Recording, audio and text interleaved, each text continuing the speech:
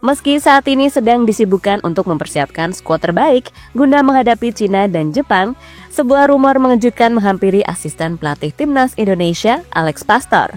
Di mana menurut sejumlah laporan yang ada, Coach Alex dimintai oleh salah satu tim raksasa Belanda yang gagal juara musim ini, Ajax Amsterdam. Tapi semoga saja itu hanyalah rumor belaka, karena seperti kita tahu, kalau untuk saat ini timnas Indonesia benar-benar membutuhkan sosok Alex Pastoor untuk menatap 2 laga sisa babak round 3. Karena bagaimanapun, 3 poin so pasti akan membuat peluang tim Garuda buat ngamanin posisi 3 atau 4 lebih terjaga.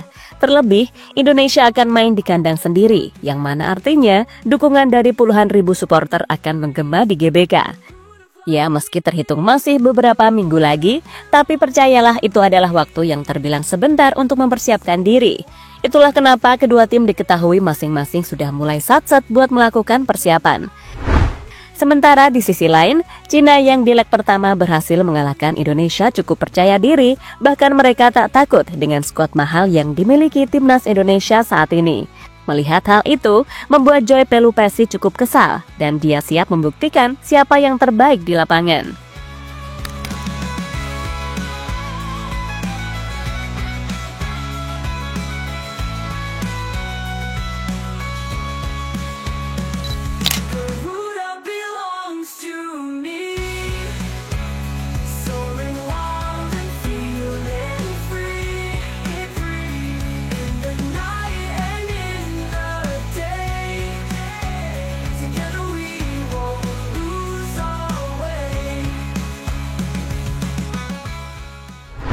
Untuk saat ini, timnas Indonesia masih ada di posisi 4 klasmen sementara grup C. 9 poin dari 8 pertandingan yang telah dijalani menjadikan Indonesia masih punya peluang untuk setidaknya mengunci posisi 4 besar.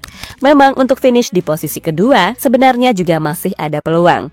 Namun ya tadi, probabilitasnya cukup kecil walaupun secara poin Indonesia cuma tertinggal 4 angka dari Australia. Alhasil, realistisnya ya tadi, mengunci posisi 3 atau 4 untuk kemudian bertarung habis-habisan di round keempat. Iya, 2 laga sisa melawan Cina serta Jepang bisa dibilang adalah laga yang juga nggak mudah. Karena pastinya, ini akan menghadirkan tekanan tersendiri yang harus bisa diatasi oleh semua punggawa Garuda. Melawan Cina, kita emang main di kandang. Akan tetapi itu juga bukan 100% jaminan kita akan dengan mudah bisa menang. Karena tim sejuta panda pun pastinya juga akan main habis-habisan buat menjaga peluang lolos. Dan setelah melawan Cina, Indonesia akan away ke Jepang, yang mana kita semua tahu kalau tim Samurai Biru adalah tim terbaik di Asia saat ini. Bahkan di kualifikasi, mereka sama sekali belum tersentuh kekalahan. Situasi seperti inilah yang cukup membuat fans Garuda deg-degser. Karena walaupun secara kualitas, di atas kertas, kita punya pemain-pemain yang oke.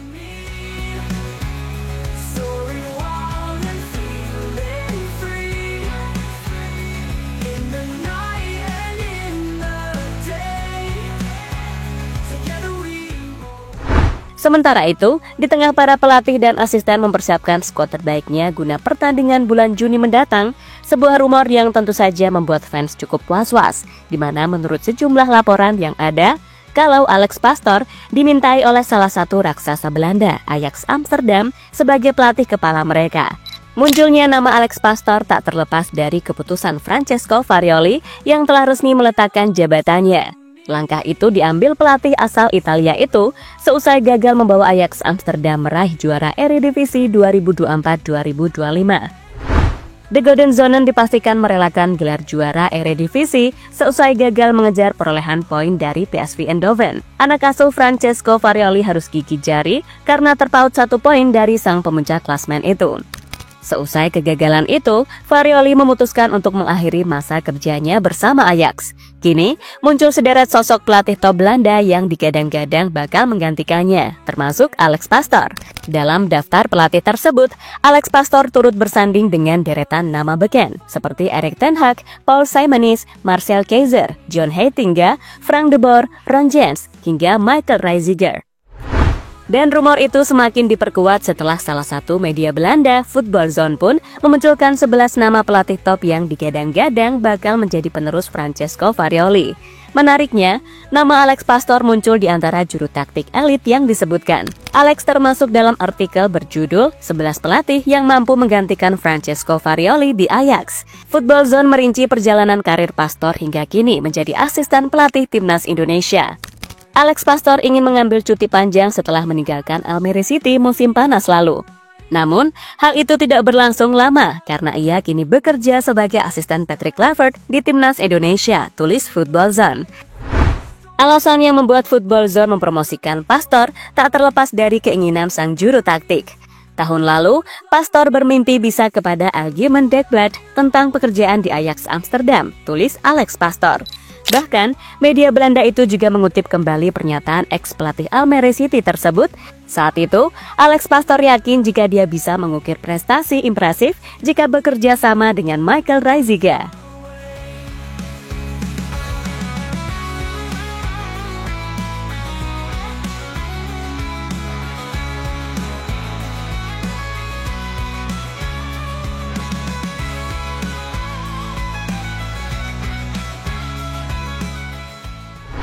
Media Cina, permainan Indonesia mudah dibaca.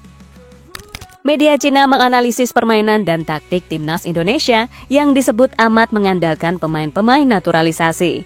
Jelang pertandingan kualifikasi Piala Dunia 2026 di Jakarta, media Cina mulai membahas skuad Garuda dari berbagai macam aspek. Pemain naturalisasi yang ada di timnas Indonesia kerap jadi topik, termasuk ketika membicarakan pendekatan taktikal.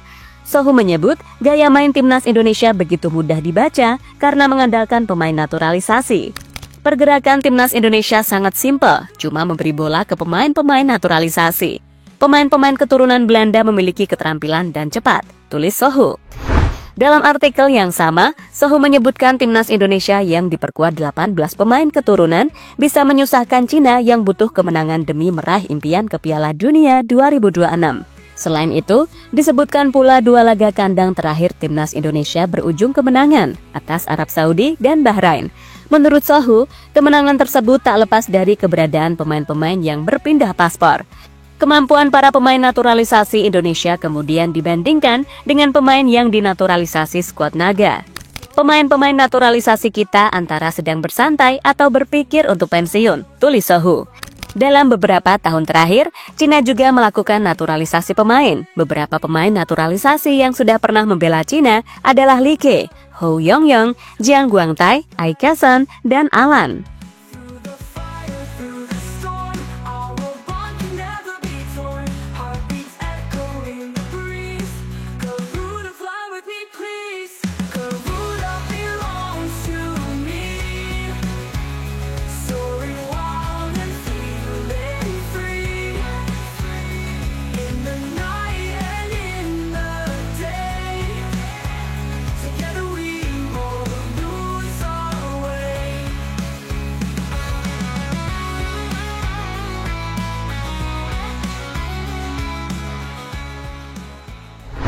Joy, kita buktikan siapa yang terbaik. Di sisi lain, melihat pertandingan melawan Cina yang akan berlangsung pada 5 Juni 2025, membuat salah satu pemain timnas, Joy Pelupasi, merasa itu akan jadi sebuah momen yang terbilang langka dalam hidupnya. Sebab untuk pertama kalinya, ia tak akan menjalani liburan musim panas dengan keluarga demi membela skuad Garuda. Ya, Joy mengatakan bahwa lawan Cina dan Jepang itu menjadi pertandingan penting buat menentukan nasib timnas Indonesia. Oleh karena itu, ia rela berkorban menukar waktunya dengan keluarga untuk fokus dengan tugas negara. Tahun ini, untuk pertama kalinya saya tidak akan merasakan libur musim panas bersama keluarga saya. Pada tanggal 5 dan 10 Juni, timnas Indonesia akan memainkan 2 laga penting di kualifikasi Piala Dunia. Melawan Cina di kandang dan Jepang di laga tandang. Ya, 2 pertandingan yang sangat penting. Orang tua, saudara, dan semua keluarga saya ingin ikut hadir di pertandingan melawan Cina. Saya rela kehilangan momen liburan bersama keluarga saya yang penuh sukacita demi timnas Indonesia. Dan tentu saja, istri saya 100% mendukung saya, ucap pemain keturunan Maluku tersebut. Sementara itu, Tom Hei baru-baru ini ikut memberikan tanggapan tentang rencana PSSI yang ingin menggelar pemusatan latihan atau training camp lebih awal di Bali. Di mana Tom Hei sangat menyambut baik rencana tersebut karena berkaca dari laga melawan Australia. Para pemain yang bermain di Eropa dan negara lainnya tiba di Sydney di hari yang berbeda-beda, sehingga menurutnya itu sangat mempengaruhi kondisi pemain, terutama dari sisi fisik. Ya, itu sangat bagus. Apalagi untuk pertandingan pertama melawan Australia yang terasa seperti roller coaster, karena semua pemain datang di waktu yang berbeda. Jadi kami sadar pentingnya mengadakan pengusatan latihan di Bali. Rasanya senang bisa memiliki lebih banyak waktu bersama sebelum pertandingan pertama, kata Tom pada podcast The Highway.